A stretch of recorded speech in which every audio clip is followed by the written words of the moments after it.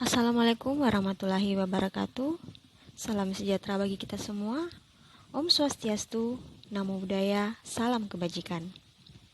Bersama Jisril Palayukan di sini, peserta Latsar CPNS Unsulbar 2022 akan membawakan podcast monolog bertema Core Value ASN Adaptif. Berakhlak merupakan akronim dari berorientasi pelayanan, akuntabel, kompeten, harmonis, loyal, adaptif, dan kolaboratif. Esensi utama dari berakhlak adalah aktualisasi dari setiap nilai dalam perilaku dan prestasi sehari-hari. Tentunya hal ini perlu didasari pada pemahaman yang holistik tentang nilai berakhlak dan semangat kebanggaan dalam melayani bangsa. Adanya core values ASN ini sebagai sari dari nilai-nilai dasar ASN sesuai dengan Undang-Undang Nomor 5 Tahun 2014 tentang aparatur sipil negara dalam satu kesamaan persepsi yang lebih mudah dipahami dan diterapkan oleh seluruh ASN. Sedangkan tagar Bangga Melayani Bangsa merupakan employer branding ASN zaman now yang melayani sepenuh hati. Nah, core values ASN ini menjadi titik tonggak penguatan budaya kerja yang tidak hanya dilakukan pada ASN tingkat pusat, namun juga pada tingkat daerah. Sebagaimana pesan Presiden Joko Widodo, yaitu ASN yang bertugas sebagai pegawai pusat maupun pegawai daerah harus mempunyai core values yang sama. Di tengah berbagai perubahan yang pesat terjadi saat ini, mendorong ASN maupun organisasi birokrasi dapat bergerak cepat guna mampu menyesuaikan diri dengan berbagai perubahan yang terjadi. Dengan hadirnya nilai-nilai dasar ASN seperti yang telah disebutkan tadi di atas, akan mampu menjadi kekuatan atau inspirasi bagi seluruh ASN untuk tumbuh maju dan berkembang seirama dengan perubahan dan perkembangan yang terjadi. Nah, salah satu core values yang akan kita bahas lebih lanjut dalam podcast monolog ini adalah nilai adaptif. Nilai adaptif sendiri memiliki moto, kami terus berinovasi dan antusias dalam menggerakkan ataupun menghadapi perubahan. Kemampuan adaptif harus menjadi salah satu jati diri aparatur sipil negara. Adaptif bermakna erat dengan semangat dan kemampuan berinovasi, kreatif, serta proaktif menghadapi perubahan. Pelayanan kepada masyarakat yang tadinya diselenggarakan secara manual, sekarang harus modern, agile, dan produk yang dihasilkan harus customized. Nah, ada 5 alasan mengapa menjadi ASN yang adaptif itu perlu, yakni hidup itu penuh perbedaan. Kita juga selalu dihadapkan dengan lingkungan baru, dan hal ini harus kita menyesuaikan diri, bisa menempatkan diri, serta tidak mudah terbawa arus negatif.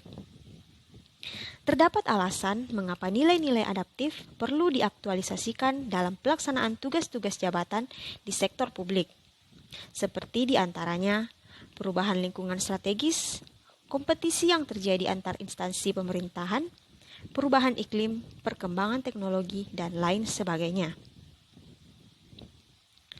5 disiplin yang sangat aplikatif dalam konteks pelaksanaan tugas dan fungsi ASN di lingkungan kerja masing-masing, antara lain, yang pertama, pegawainya harus terus mengasah pengetahuannya hingga ke tingkat mahir, atau personal mastery. Yang kedua, pegawainya harus terus berkomunikasi hingga memiliki persepsi yang sama atau gelombang yang sama terhadap suatu visi atau cita-cita yang akan dicapai bersama, atau shared vision. Yang ketiga, pegawainya memiliki mental model yang mencerminkan realitas yang organisasi ingin wujudkan, atau mental model. Yang keempat, pegawainya perlu selalu sinergis dalam melaksanakan kegiatan-kegiatan untuk mewujudkan visinya, team learning. Kelima, Pegawainya harus selalu berpikir sistemik, tidak kacamata kuda atau bermental silo. Systems thinking. Dengan mempraktikkan kelima disiplin tersebut, ada jalan bagi organisasi untuk selalu mendapat pengetahuan baru. Tanpa pengetahuan yang selalu diperbaharui, maka organisasi cenderung menggunakan pengetahuan lama atau yang telah kadaluarsa yang justru akan menjadi racun bagi organisasi tersebut. Di sektor publik, budaya adaptif dalam pemerintahan dapat diaplikasikan dengan tujuan untuk memastikan serta meningkatkan kinerja pelayanan publik. Adapun ciri-ciri penerapan budaya adaptif dalam lembaga pemerintahan antara lain sebagai berikut. Yang pertama, dapat mengantisipasi dan beradaptasi dengan perubahan lingkungan. Yang kedua, mendorong jiwa kewirausahaan. Yang ketiga, memanfaatkan peluang-peluang yang berubah-ubah. Yang keempat, memperhatikan kepentingan-kepentingan yang diperlukan antara instansi mitra, masyarakat, dan sebagainya. Dan yang terakhir, terkait dengan kinerja instansi. Selain individu adaptif, dikenal pula organisasi adaptif.